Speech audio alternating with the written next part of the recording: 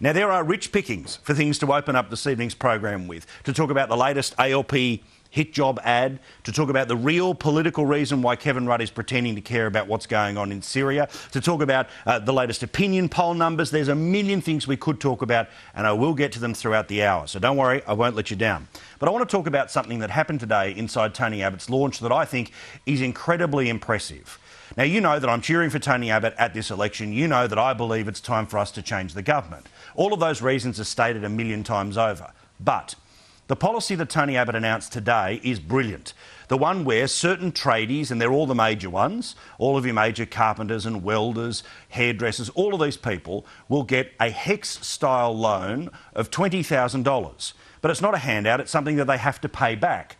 And it's when they start earning $49,000 a year, just like HEX, they have to pay small increments of it back until, of course, the $20,000 has been handed back. This is a brilliant idea.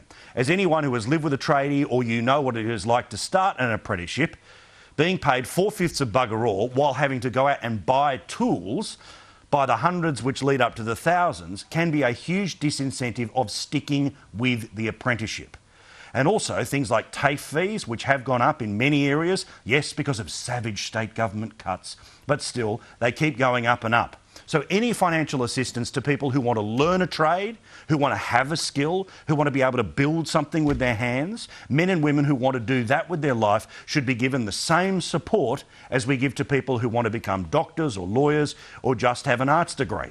You're looking at a bloke who just had an arts degree, by the way. So I'm not snooty about whether you want to go to university or whether you want to go through TAFE. But the point is that we should have always had, and this redresses a huge imbalance in the system where people who want to get their hands dirty don't get the same financial assistance as those who want to go off and learn something at university. And before people start yelling at me on Twitter saying, well, hang on, people in an apprenticeship, they already earn money. So I don't earn money while I study. Why should they earn money? Well, the whole point is you can earn money when you study. I hate to break it to some of you, but it's called a job. It's called a job early in the morning. It's called a job late at night. It's called a job on some of those 3-month-long university times. It's a job when you don't have a lecture on. You see, you don't have to spend all day just turning up for one tutorial and then desperately hoping that you'll find something at the movies for the rest of it. Get serious. Get serious about your life. If you don't like your financial circumstances as a student, go and earn money. It's what the rest of us did. Why wouldn't you do it? So I'm pleased to say that there is a positive announcement that has come out of this. I also thought that tonally, the way that Tony Abbott put a lot of things was pretty good today, but I think none better than this. And it is about time there was a politician willing to talk like this, that the people who drive our country forward, regardless of in which direction, regardless of whether they're men or women, are people who make our country better. They're not just targets to whack for tax. Have a look. When I look at small business people, I don't see people who need to be regulated and controlled for their own good, but people who have mortgaged their houses to employ their staff and to serve their customers. When I look at farmers and fishermen and foresters, I don't see people despoiling the environment, but people who are our best conservationists, because that's the only way that their children and grandchildren can follow the same calling.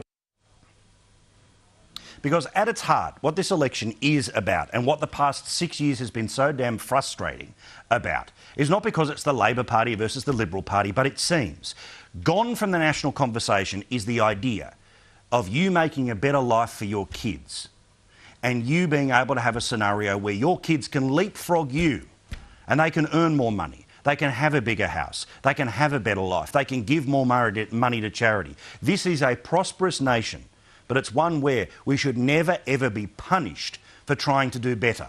Not at the cost of somebody else, but just because that is what should drive us each and every day, to make our own and our family and our future generations' lives better.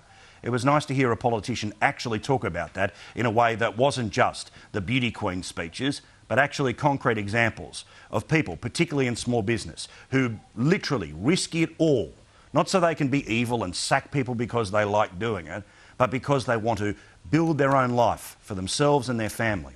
So well done on that point.